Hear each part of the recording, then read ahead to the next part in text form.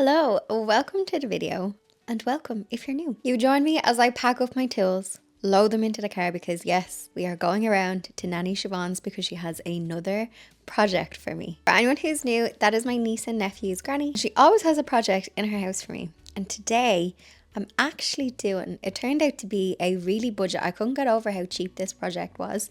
She wants a feature wall in her bedroom, and I think I have found the perfect warm cream shade that doesn't have a grey undertone, and it was like 20 quid. So settle in, pop the kettle, make a cup of tea, and let's get into the video. For the feature wall, Siobhan wants a panelled effect. We did have some wood MDF pieces left over from when I did Jack's bedroom, so I was going to get 2 more packs, but then when I was in the shop I saw that they had this panelling kit that came with the lovely moulding trim, and when I was adding things up, this was much better value, and these packs were 2 for €40. And I would have gotten away with just using 1 pack, but because I'm doing a custom height and Siobhan wants it a bit higher than normal, I picked up 2 packs. So for €40, I am going to make a nice feature wall. Obviously factoring in the expense down, I think I spent €12 for some high-tech adhesive, but to be honest, you could probably use a cheaper brand. So here is the wall that I'm going to be working on. So Siobhan has ordered a new bed.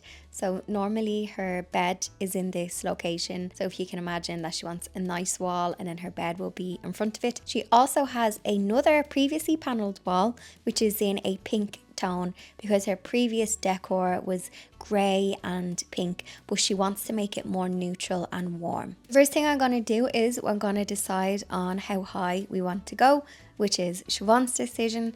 So we settled for, I think it was 157 centimeters high, which, I mean, there's no right or wrong. The paneling pack is only, I think, 90 centimeters, which is why I got 2 packs, because I'm going to add like 2, well, you see what I'm going to do, but I'm going to use 2 pieces and then I'll just trim 1 to add it up to that 157. The reason why we're going this tall is because the bed that she has ordered has a lovely fabric cream button back headboard, and that measures 135 centimeters, and she really wanted to have some colour and some detail. Basically, she didn't want the feature wall kind of hiding and getting lost behind the bed. That's why we're adding that extra roughly 30 centimeters on top. And her bed isn't too big, she just has a double bed, so we're still gonna have a nice amount of paneling and detail and colour either side of the bed, even with her lockers. So I am taking extra care to cut my wood the best I can. And what I do is I measure, so I'll cut the first piece and then I'll measure that off the other pieces of wood, because that way, even if maybe I made an accident with the first piece of wood, if it's a centimetre short here or there, all of the pieces will be like that. I hope that makes sense. I learned that in woodwork class. I'm trying to get these as perfect as I can. My best tip is spend extra time cutting your pieces of wood, because if these are perfect, you won't have to use as much filler. I know I always say, what is the phrase? Do your best and caulk the rest.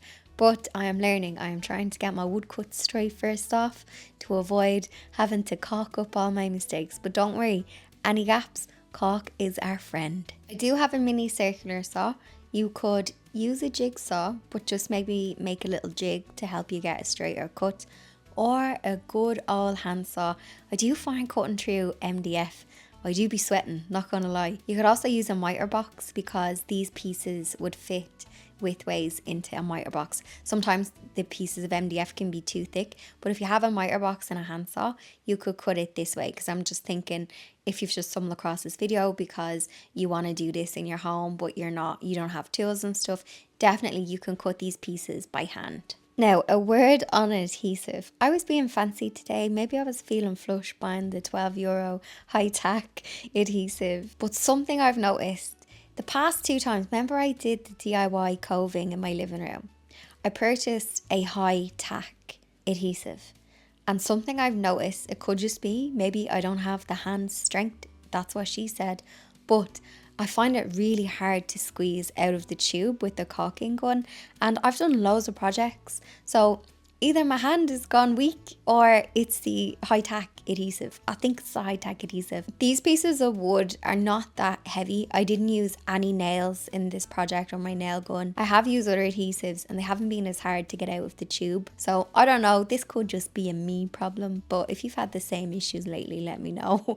Am I alone? Something you might not see me do on camera because I'm not sure if I got a shot. You might see it when I put up the dado rail. When I put the adhesive on the back, I do smooth it out. So I'll put it out in dots and then I will smooth it out. I actually took off the nozzle and I found it easier to just pump it out in like one go, and then I just smooth it out.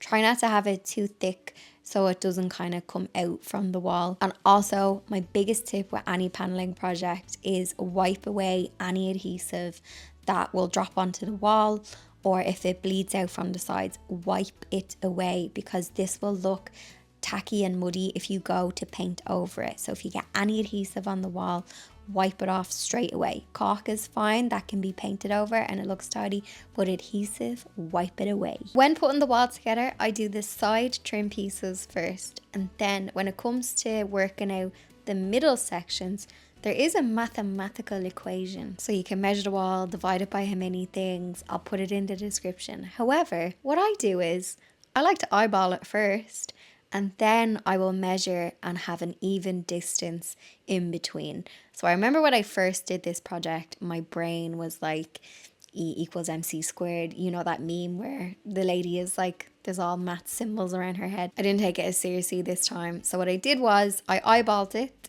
Then I measured in between and did some maneuvering, and then I made sure that Siobhan was happy with the placement and that there was enough, vertical lines for her. So we have 5 on this wall, but you could do more or you could do less. So that's how we figured it out. Another tool that I have is my good old spirit level. And actually, when I was doing this wall, sometimes you have to be careful when you eyeball things, because I was like, is this wall level? Because when I had the vertical pieces up and I went to put the top cross piece on, I was like, oh no, I don't know if this is level. However, the spirit level didn't lie. Thankfully, I went with what my spirit level was saying and not my eye. So that's another tool that I do think will be very handy, is your spirit level. I do have a laser level and I did use that when I did Jack's bedroom. But you don't need a fancy tool. If you have a spirit level, that will keep you on the straight and narrow. Once all the vertical pieces were on the wall and they were nice and straight and at the correct height, I then moved on to sticking the top horizontal pieces on. So in the cut, you get a longer piece for the top, and I'm using 2 kits. And you also get a dado rail. There's like a little notch on it and it perfectly sits on top. So I only had to do one more cut where I cut the end piece, both of the dado and the panel piece. So depending on the width of your wall, you may need to get 2 paneling packs, or if it's a smaller wall, maybe it's not as wide or you're not doing as many drops, you may get away with just using the 1 pack. But just measure your wall out first. And also, if this is your very first project and maybe you're worried to make a mistake, mark it out in pencil. I did that when I did wainscoting in my living room, and thank God I did, because I did make a mistake. So if you want to mark this out in pencil or use cardboard strips to give you a visual on what it's going to look like, absolutely take the time to do that. I love that the moulding piece was included in the pack, because I just feel like it gave it an extra bit of detailing. I am all about that moulding. I just feel like it elevates it, because I've seen people do these walls, and I did a wall like this in Jack's bedroom and we just used a smaller lip on top, but I really like the detail of the moulding. I love that it came in the kit as well, because a strip of this can be like 9-10 euros in some of the shops. So the fact that it came in the kit, I give it a thumbs up.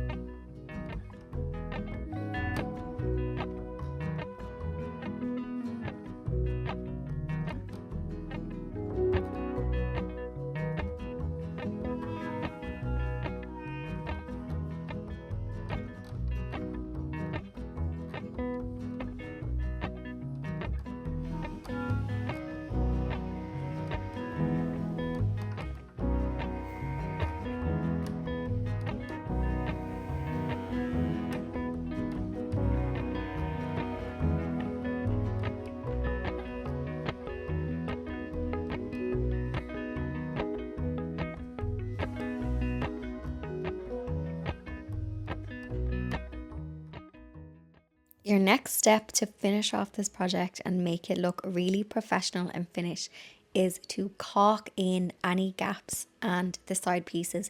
Now you'll actually see me later in the video where the wall is painted and I'm caulking some other bits. That's because I skipped over them, just don't know how, was probably distracted. So don't worry if you skip over a piece, you can always go back and caulk it. And caulk is something that's just gonna make it look less DIY and look more professional. So if there is two things to give extra time to with this project is give extra time to cutting your pieces as best you can and give lots of time for caulking and filling. It's actually quite satisfying. I do enjoy it. So caulking it all up is gonna make it look less DIY and more professional. Now for the paint, and I know it doesn't look like much when it's in the paint tub, but this colour is beautiful, which you will see later in the video when it dries. And it starts at €23. Now we did buy 5 litres, but we actually didn't need 5 litres. I do not know where I was going with the 5 litres, but Siobhan is going to use it in her hallway, so it's not going to go to waste. If you are looking for a warm colour, but you don't want it to have like a grey or a blue undertone, this is the most perfect, I'm gonna say like a coffee-ish colour, creamy. Like it's not magnolia. When I first opened the tin I was like, oh, is this gonna be a bit magnolia? But when I went onto the wall, it turned this lovely warm, I think they call it greige, a grey beige, but this is more, I don't know, there's more of a brown undertone to it, I think. So if you're looking for that perfect greige colour, pick up a tester pot of this. I was also happy with the coverage as well. We used a matte finish and you can use it on wood.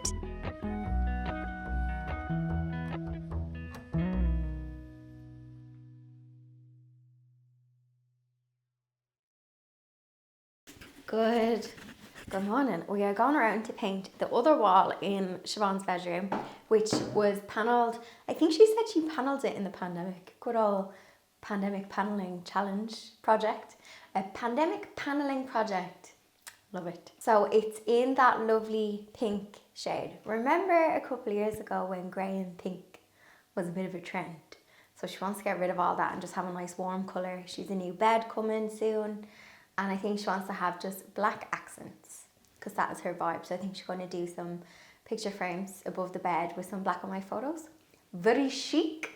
So I have some paintbrushes. I packed away all my tools. Are you very proud of me? My office is still messy, but I put away the tools that I brought with me yesterday. So painting, paneling. Well, the good thing is this one is already primed, so we'll just go over it basically. When she did that, the wall that we're about to do, she primed all of the wood and everything, so we just have to get rid of the pink. So we're going to do that same lovely warm rich shade. So all I have to bring today is some paintbrushes, because yesterday we just got rollers, just forgot about paintbrushes, and we were using her old foundation brush to paint the detail of the thing, which isn't good for detail work. So let us go. I'm not caffeinated. I need to get caffeinated, and then we will paint this lovely wall. It's going to be so nice and so rich and lovely for autumn as well. She wanted it done for Christmas. So yeah, we're meeting the brief. We're meeting the brief. When I got around to Siobhan's house, she had already put the first coat on the pink wall. If you go back to the beginning of the video, you can see how kind of baby pink the wall was. I was kind of worried that it may bleed through. We didn't put a primer or paint it with undercoat or anything. Siobhan just went straight on, did a coat of the Cancun colour, and we ended up just doing 2 coats, and it actually had really, really good coverage. Painting panel walls can be a little bit tricky. Well, it's not hard, but obviously you need your brush to get around all of the edges and then roll the inside. And something as well I've noticed just from having paneling in my own house is just a little bit of cleaning that you have to do. Sometimes dust can fall on the wooden pieces. So yeah, I find you have to give it a little dust every now and again, which I feel like nobody mentions. We then went around the room and gave the white a fresh coat, just so it can look crisp when it is next to the freshly coloured wall. And we also went around and just caulked in everything. Every skirting board, every little thing that hadn't been caulked before. We just went around and tidied everything up with the paint just to give it a nice, just to give the whole room a fresh feel.